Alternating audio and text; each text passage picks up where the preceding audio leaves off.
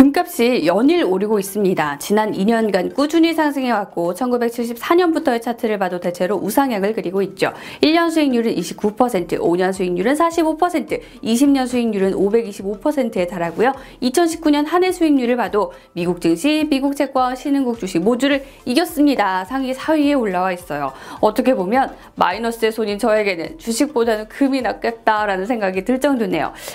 지금이라도 금 사야 되는 거 아니야? 진지하게 고민이 됩니다. 금이 도대체 왜 이렇게 인기가 많은지 봤더니 정말 팔방미인인 금속입니다. 투자도 많이 하지만 보석이나 골드바를 만드는 데도 많이 쓰이고요. 연료전지나 태양전지, LCD 제조 같은 산업적 목적으로도 쓰입니다. 물론 저처럼 투자 목적으로 금을 바라보는 사람도 있고 심지어 중앙은행들도 금을 모으죠. 2019년 자료를 보니까요. 보석이나 골드바 같은 수요가 많이 줄어든 사이 투자 수요가 엄청나게 늘었습니다. 중앙은행들의 금 모으기 열기도 10년 통틀어 두 번째로 많은 양을 기록할 정도로 뜨거웠고요. 결국 여러 부분에서 감소한 수요분을 투자 수요가 다 상쇄했을 정도네요. 자, 이런 추세는 올 1분기 더 가속화됐습니다. 팬데믹발 경기 침체에 대한 우려로 금 ETF는 3,185톤으로 사상 최고치를 찍었고요. 보석에 쓰이는 수요는 줄었지만 정부는 여전히 금을 사들였습니다. 미국에서의 금 1g은 한국에서도 일본에서도 독일에서도 1g이죠. 그렇기 때문에 변동성이 크고 불안정한 경제 상황에서 금은 가치를 보존하는 안전자산을 대명사로 통합니다.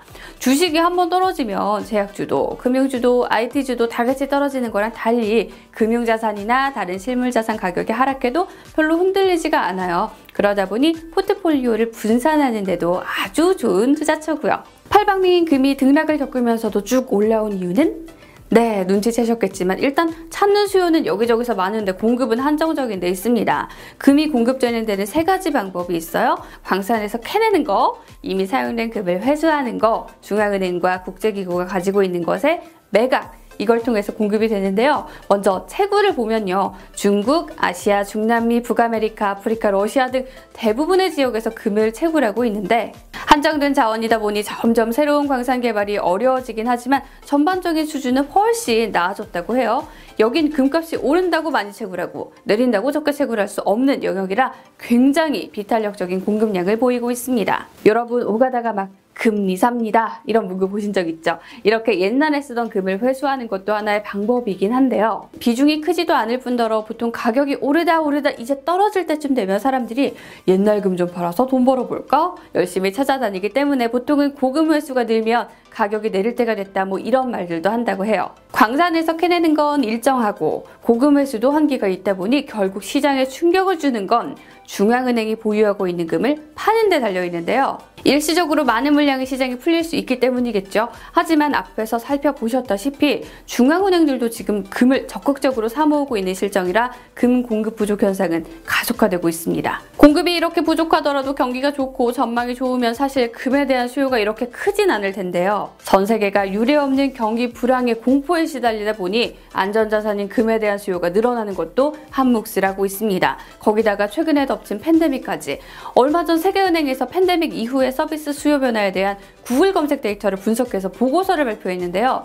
호텔, 식당, 소매업같이 사람들을 직접 대면해야 하는 서비스 수요는 위축되고 정보통신이나 배달 같은 수요가 증가했다는 내용이 담겨 있더라고요. 자, 더 중요한 내용은 그 다음부터였는데요. 공급 위축 그리고 수요 충격에 의해 주도되는 이런 변화를 컨트롤할 수 있는 게 정부의 대응이다. 정부의 역할이 더 중요하다라는 결론이었습니다. 글로벌 큰손인 미국도 이미 추가 부양 가능성을 내비친 상태인데 결국 정부가 뭔가 개입을 한다는 것 자체가 경기가 지금 어렵구나에 대한 힌트격이라서 불안감은 사그라들지 않고 있어요. 여기에 추가 부양하면 빼놓을 수 없는 게 바로 저금리죠. 그리고 이 저금리도 금이 오르는데 한몫하는 이유죠. 사실 금 말고 미국의 달러도 금 못지않은 안전자산입니다. 저도 여행 다녀와서 남는 달러를 차곡차곡 달러 통장에 넣어두고 있는데요. 자, 아무리 경제가 어려워져도 미국 달러는 건재할 거다라는 투자자들의 믿음이 반영되어 있는 화폐인데 정부가 저금리 정책을 펴고 달러를 막 찍어내다 보니 달러 값이 맥을 못 추게 됐고요. 결국 금 쪽으로 돈이 몰리는데 한몫을 하고 있는 겁니다. 이런 상황이다 보니 금리가 낮아지는 기조를 따라 금 가격은 상승세의 힘을 받아왔죠. 사실 앞으로도 저금리 기조는 쉽게 끝날 기미가 안 보이는 게 사실이고요. 미국의 무기한 양적 완화와 안전자산으로 여겨졌던 달러의 약세 현상 때문에 금 안전자산에 대한 수요 이동은 필연적이라고 보는 사람들이 많습니다. 오죽하면 투자의 대가라 불리는 레이 달리오는 Okay? 이번 사태 때 현금은 쓰레기! 라면서 금을 반드시 포트폴리오에 포함해야 한다고 강조를 하기도 했죠. 앞서 중앙은행들이 금을 많이 모으고 있다고 말씀드렸었죠. 달러 가격이 어떻게 될지 모르니 중앙은행들도 달러를 대체할 수단으로 금을 모으고 있기도 하고요. 여담이지만 한국은행도 금을 좀 갖고 있는데 항상 꼭대기에서 산다라는 말이 들리기도 하더라고요. 어쨌든 핵심은 달러의 기축통화패권에서 벗어나기 위한 다른 나라들의 도전입니다. 미국이 좀 적이 많은 나라잖아요. 중국은 지금 미중무역 전쟁이 한창이고 러시아는 미국으로부터 툭하면 제재에 시달리고 있고요. 그러다 보니 중동이나 중국, 러시아는 달러 의존도를 피하기 위해서 금을 엄청나게 사모으고 있기도 합니다. 세계 최대 채권 펀드인 핌코의 빌 그로스 최고 투자 책임자는요, 금값 폭락 후에도 금값 상승은 계속된다라는 의견을 꺾지 않았다더니 제가 위에서 말씀드린 이런 여러 가지 이유에서 그랬던 것 같기도 합니다. 아니 그럼 지금 금이 오를 이유만 쭉 나열을 했는데 이럴 시간에 금을 사야겠어! 뭐 이런 생각이 들죠. 근데 제가 또 마이너스의 손이기 때문에 겁이 나서 우려의 요인들을 좀 찾아봤습니다. 가장 기저에 깔고 있어야 할 점 한 가지는요. 금은 근본적으로 돈이 아니라 하나의 투자 자산이라는 점이에요. 모든 실물 자산은 변동성이 있죠. 가까이는 석유가 그 사례였죠. 아니 석유가 20달러 아래로 떨어지는 건 사실 우리의 상식으로는 옵션에 없는 그런 사건이었듯이 금도 뭐 어떻게 될지 사실 누구도 장담할 수가 없어요. 거기다 금은 선물 시장에서도 거래가 되고 있죠. 결국 가격 변동은 선물 시장이 주도하고 있기 때문에 변동성이 있다는 걸 꼭 염두에 두셔야 할 것 같습니다. 절대로 안 떨어지는 자산이 아니라는 거죠. 물론 강력한 정부 정책이 저금리를 낳으면 달러 약세 요인이 되긴 하지만요. 그렇다 해도 경기가 회복된다면 뭐 이를 다 상쇄할 수가 있을 텐데요. 당장 우리나라나 그 3차 또 추경에 따라서 국고채 그 발행 규모가 추가로 크게 늘어날 것으로 저희들이 예상을 하고 있습니다. 유럽이나 미국이나 추가 재정 정책을 내놓는 데 바쁘고 미국에서도 5차 경기 부양책이 논의되고 있습니다. Committed to using our full range of tools to support the economy and to help assure that the recovery from this difficult period will be as robust as possible.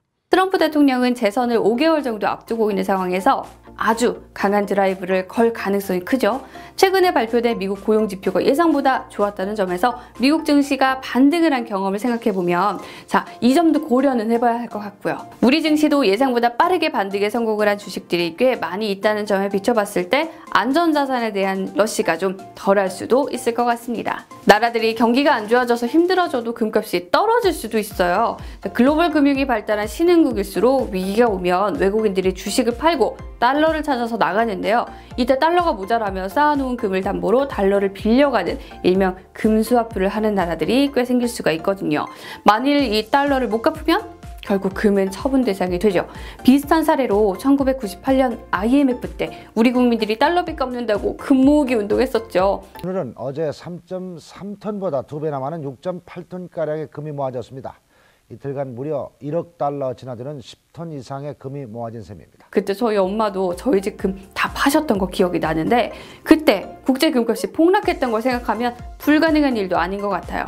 마지막으로 너무 올랐다는 것도 우려 포인트예요. 자, 모두 쌀 때 사야 되는 거잖아요. 지금 금의 본질보다는 그 주위의 투기 성향 때문에 오르는 거다라는 지적도 전문가들 사이에서 나오고 있는 만큼 투자는 아무래도 좀 신중할 필요가 있을 것 같습니다. 금은 경제 상황이 불투명하거나 불안할 때 선택하는 안전자산입니다. 경제가 호황기로 접어들면 수요가 줄어들 수도 있죠. 경제에서 가장 무서운 게 불확실성이잖아요. 금 투자도 불확실성을 비껴갈 수는 없을 것 같습니다. 자, 지금의 경제 상황이 언제까지 갈지는 아무도 모르거든요. 결국 금에 대한 투자도 투자의 영역이기 때문에 감당할 수 있을 정도의 투자만 하는 게 제일 현명한 방법이 아닐까 싶네요.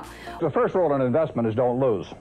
And the second rule in investment is don't forget the first rule. And that's all the rules there are. I mean, 워렌 버핏 선생님은 이런 말씀을 하셨죠. 투자 제1원칙은 잃지 않는 투자다. 제2원칙은 제1원칙을 지키는 거다.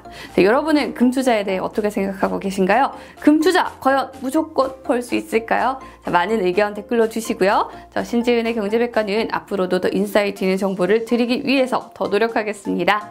좋아요와 구독도 많이 부탁드릴게요.